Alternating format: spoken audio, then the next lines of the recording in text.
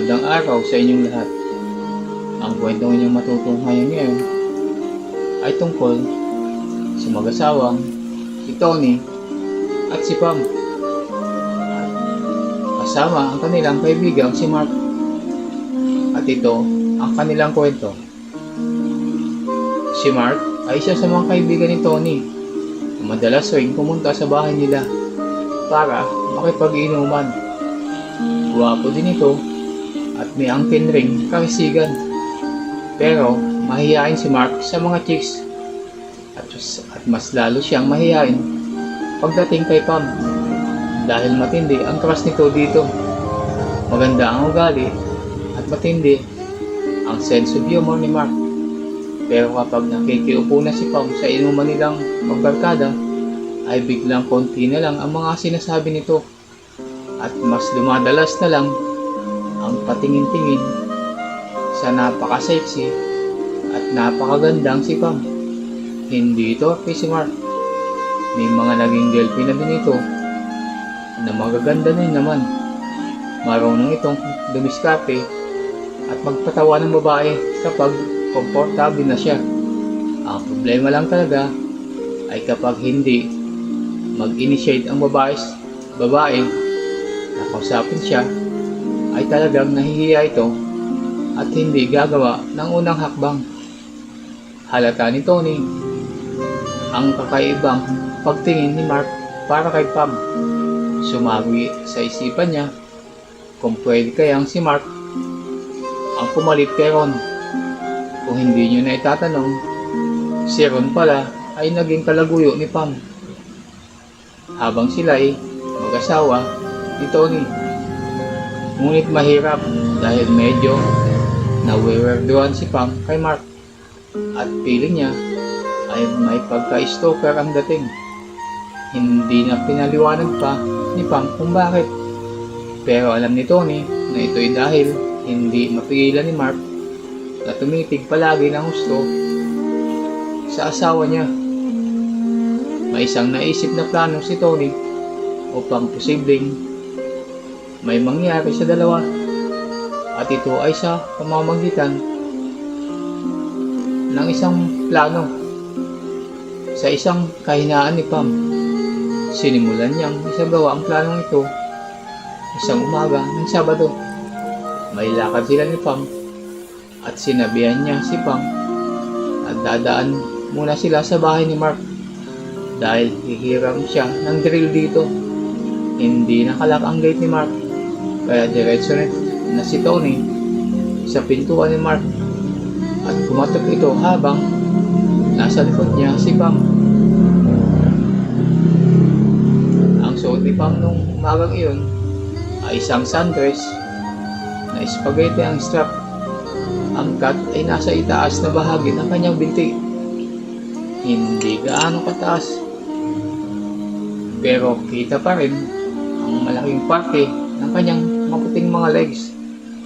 Although hindi kita ang kanyang cleavage, ay kita rin ang buo ang kanyang makinis na dibdib sa itaas.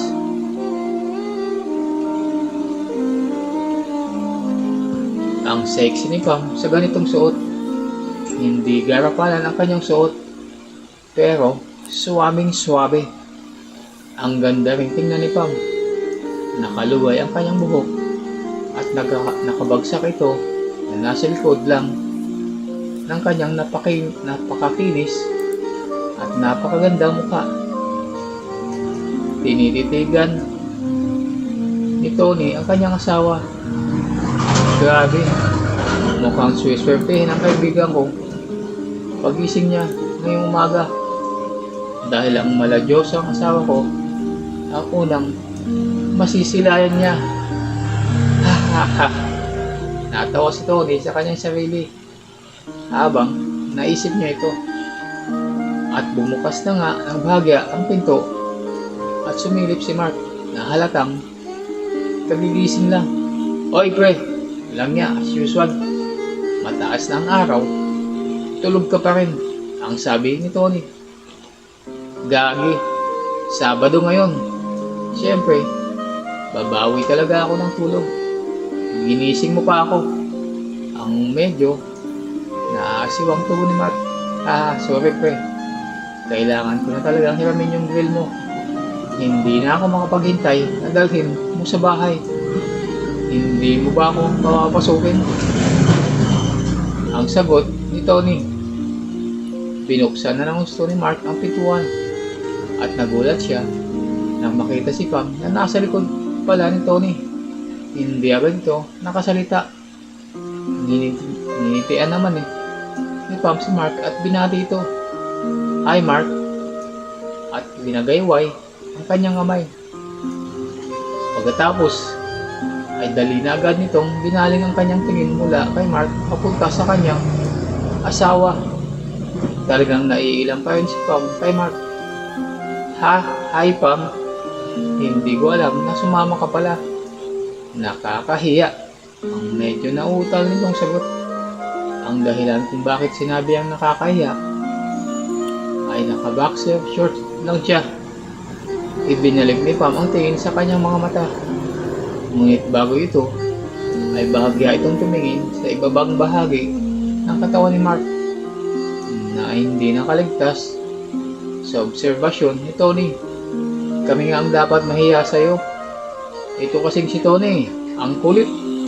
Kailangan niya daw na talagang gamitin na yung drill mamaya. Ang sagot ni Pam. Grabe naman ikaw, Tony. Nagtataka ako bakit sobrang bango mo. Yung pala, si Pam yun. Ang patuloy ni Mark. Natigilan si Mark dahil tila naging bulgar yata ang bigla niyang nasabi na yun. Napangiting medyo napatawa lang si Pam. At tila medyo nagustuhan ata yung sinabi ni Mark. Medyo napaisip dito si Tony. Mukhang nabawasan yata ang pagkailang ni Pam kay Mark. Hindi kaya may epekto dito ang pack na naka-boxer short lang ngayon sa harapan niya si Mark. At kitang-kita niya ang kakisigan nito. Nakatayo pa rin si Mark at unti-unting nag-register sa kanya ngayon ang napakagandang ayos ni Pam. Tumingin ito sa dibdib ni Pam at tumingin din sa kanyang mga naka-expose na bahagi ng hita at ang curves ng kanyang katawan na hindi maitago-tago ng kanyang sundress. Iyon, plus amoy na amoy niya pa ang halimuyak ni Pam. Unti-unting umumbok ang dapat umumbok sa harapan ng boxer short nito. Napansin naman iyon ni Tony. Ang tindi talaga ng epekto ni Pam sa kaibigan niya. Ito ang naisip ni Tony. Habang tumitingin si Mark sa kanyang alindog, ay parang dead man naman si Pam. At kunwari ay patingin-tingin sa bandang itaas ng bahay ni Mark. Alam ni Tony na alam ni Pam na kinikilati siya ni Mark. Dahil ganito naman ang ginagawa ni Mark pag nasa bahay sila. Ngunit parang napansin ni Tony na mas wini-welcome ata ngayon ni Pam ang panunuring iyon ni Mark. Parang hindi ito nagmamadali at kunwari ay pamatsyag-matsyag lang sa malayo sa bandang looban ng bahay ni Mark. Parang talagang binibigyan niya ng sapat na oras si Mark para pagsawaan ang kanyang alindog. May kinalaman nga ba talaga dito ang kasalukuyang ayos ni Mark? Muling tinignan ni Tony ang katawan ni Mark. Hindi may tatangging mas makisig nga rin talaga si Mark. Mahalaga din ito sa katawan at regular din kasing nag-gym. Kinakita niya ng pag-asa na pwedeng may kakaibang mangyari sa pagitan ni Pam at ni Mark. Bago pa man tuluyang mahalata ang kanyang kakaibang umbok, ay pinatuloy ni Mark ang dalawa sa kanyang sala at nagsabing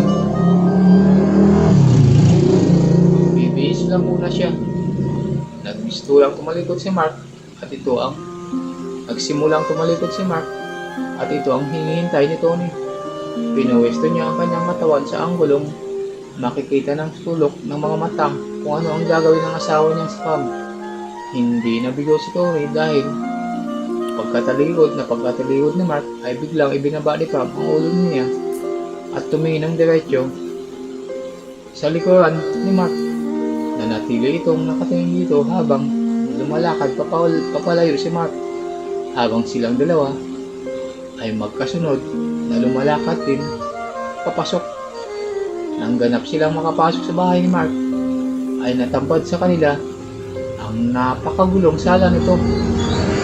Biglang naisip ni Mark na ang gulong nga pala ng bahay niya at kailangan niya munang magpaumanhin sa mag-asawa tungkol dito. Humarap siyang bigla sa mag-asawa dahil dito ay natambad ang kanyang kakaibang umbok sa boxer short sa mag-asawa at talagang lumaki ito. Ang ganap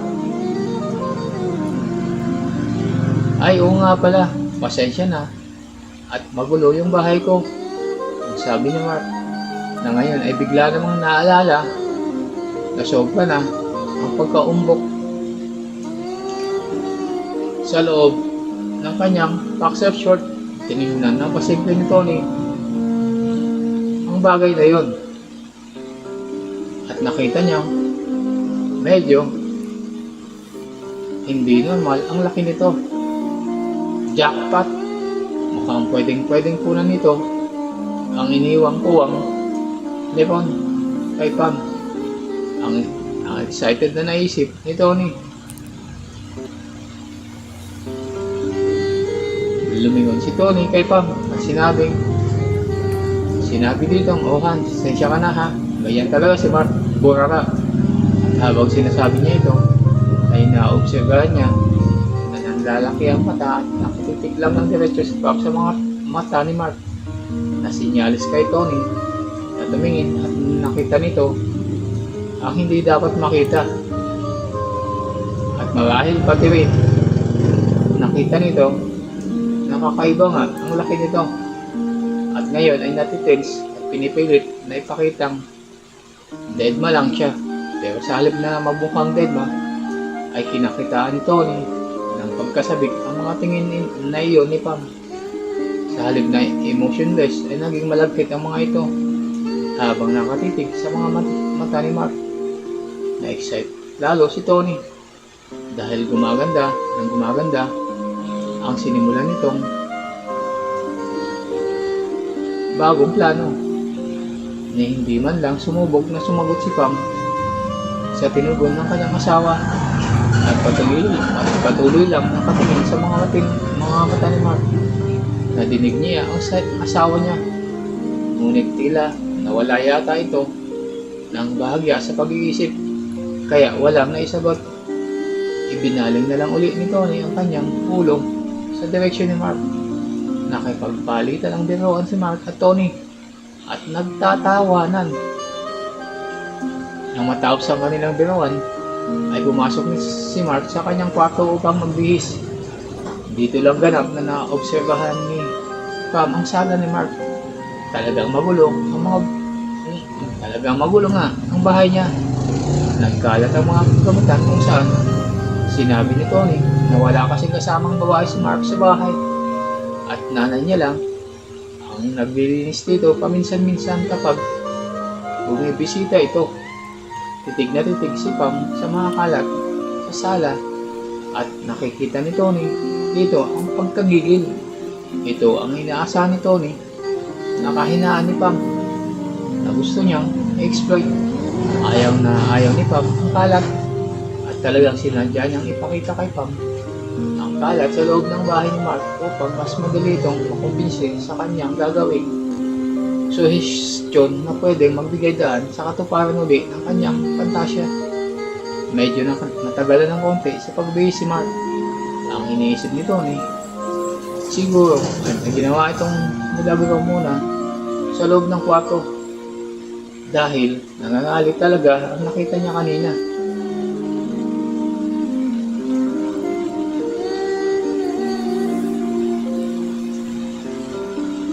Baka nga nakasilip pa ito mula sa kanyang kwarto at tinatanaw ang kanyang asawa habang may ginagawang kalokohan.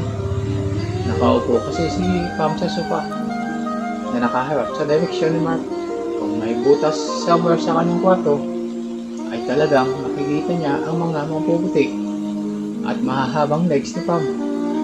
At baka pati na rin siguro pati ang panloob nito ay nakikita dahil minsan ay tinataas at ibinukakapa ni Pam ang mga paa pag nagdidikwato o di kaya ay galing sa likwato. Ngunit wala siyang maaninag na butas kaya nanatili na lang na hinala ito. Nang makalabas si Mark ay naka-t-shirt na ito at short. Oy pre, nilinisan daw ni Pam ang bahay mo dahil naawa daw siya sa iyo. Ang pagbungad na sinabi ni Tony. Dahil dito ay pinalo ni Pam si Tony sa kamay. Hoy, ano ka ba? Wala akong sinasabing ganyan ha.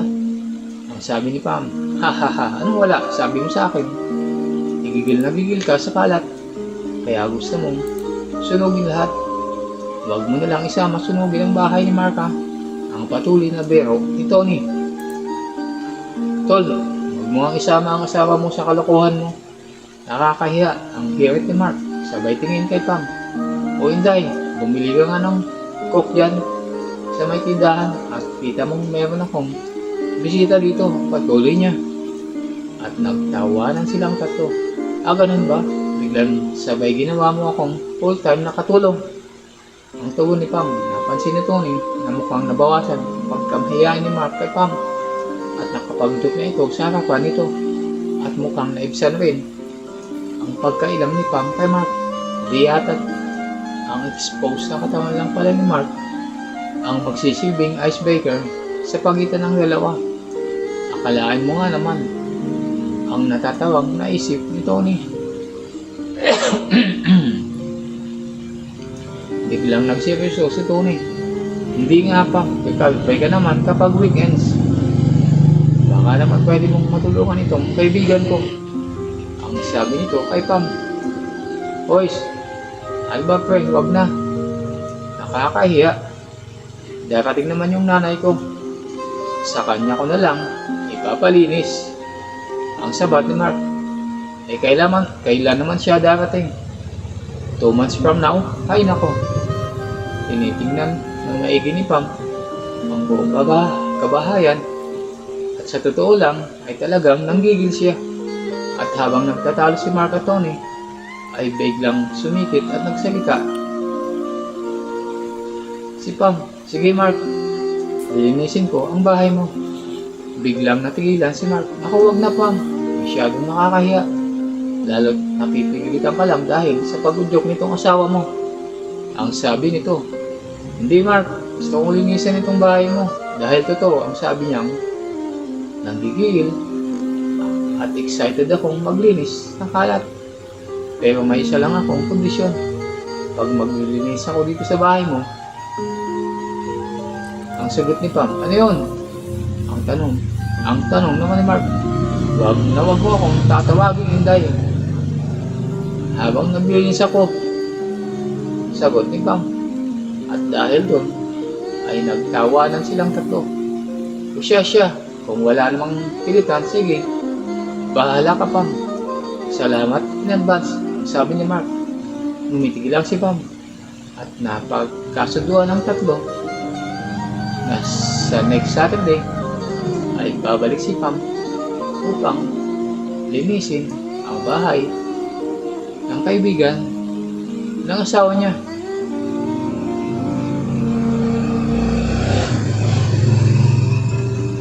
Hanggang dito na lang muna ang ating kwento.